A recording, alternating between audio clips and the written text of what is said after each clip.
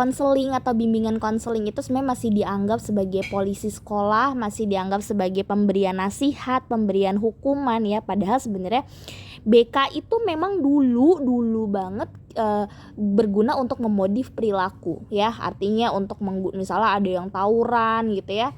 Tapi kalau sekarang kalau kita melihat dari perkembangan sekarang gitu ya, BK itu sebenarnya lebih ke bagaimana pengembangan diri ya, pengembangan si klien ini atau siswa ini untuk menjadi ke arah yang lebih baik. Secara potensinya, secara akademiknya itu juga tugas dari bimbingan konseling gitu ya. Sebenarnya banyak juga teman-teman yang alhamdulillahnya sekarang paradigma ini sudah selesai gitu ya. Jadi gini, kalau kita ngomongin konseling gitu ya, banyak orang yang bilang memberi nasihat ya. Padahal sebenarnya nasihat kalau di dalam BK itu memang sedikit demi sedikit memang lebih dikurangi gitu ya. Karena kan nasihat itu sifatnya tuntutan ya. Nah, tapi kalaupun harus ada nasihat ya, kita perlu tahu dulu kapan caranya. Cara yang tepat itu seperti apa. Sasarannya itu cocok apa enggak nih kalau nasihatnya diberikan ke siswa A misalnya. Atau waktunya. Nah, ketika kita ingin memang nasihat itu memang harus dilakukan, kita juga perlu lihat waktu ya.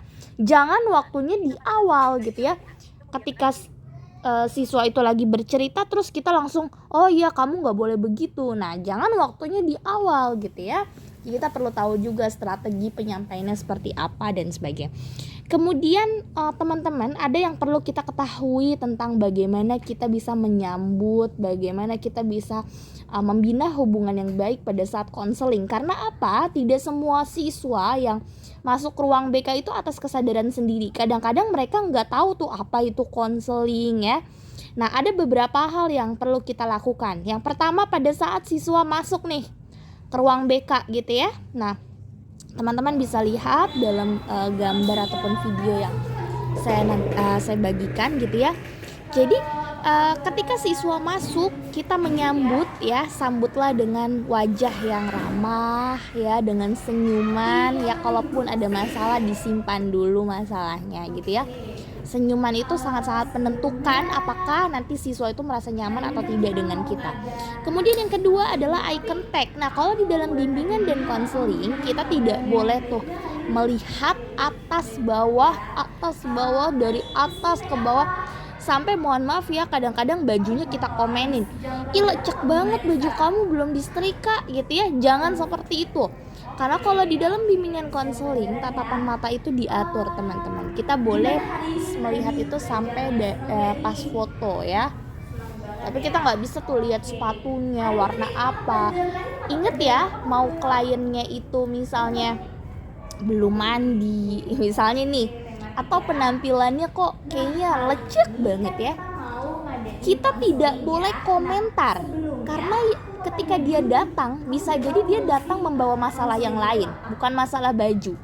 Jadi sebagai seorang guru BK yang baik nih, buat teman-teman yang nanti akan jadi guru BK insya Allah, jangan pernah mengkomentari sesuatu yang di luar masalahnya. Misalnya nih, kita lihat klien itu misalnya pakai baju yang seksi misalnya, atau kita lihat si kliennya ini misalnya kok pakai roknya tidak pantas gitu ya.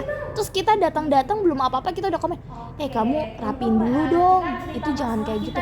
Jangan ya. Selama yang difokuskan bukan masalah ibu saya pengen berubah, saya pengen lebih tertutup, kita jangan pernah berkomentar di luar dari masalahnya dia.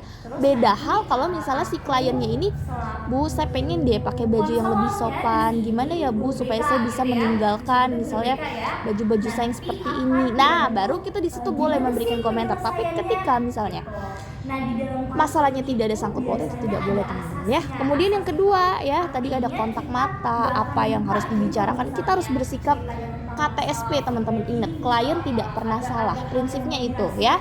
Jadi kita harus memberikan penerimaan, acceptance yang luar biasa kepada si klien ini.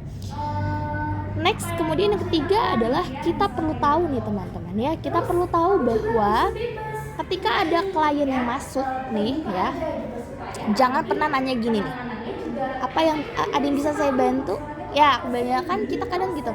Ketika klien masuk, ada yang bisa saya bantu, sudah jelas-jelas kan mereka itu datang ke kita ya. Jadi kita tidak perlu lagi sebenarnya nanya, ada yang bisa saya bantu gitu. Kemudian teman-teman ingat di tahap konseling ada berapa ya? Ada yang tahap penstrukturan, tahap pengantaran gitu ya. Ini kita perlu menjelaskan sedemikian rupa. Ini tergantung ya, makanya kita tanya dulu, kamu sudah tahu belum konseling itu seperti apa? Kalau kita nanti saya akan buat lagi video seriesnya gitu ya, gimana sih cara kita menjelaskan di tahap penstrukturan ini, di tahap pengantaran ini gitu ya. Bagaimana kita bisa menjelaskan tentang konseling ini penting banget teman-teman. Jangan sampai nanti siswanya masuk terus kita langsung tanya-tanya ini, itu jangan ya.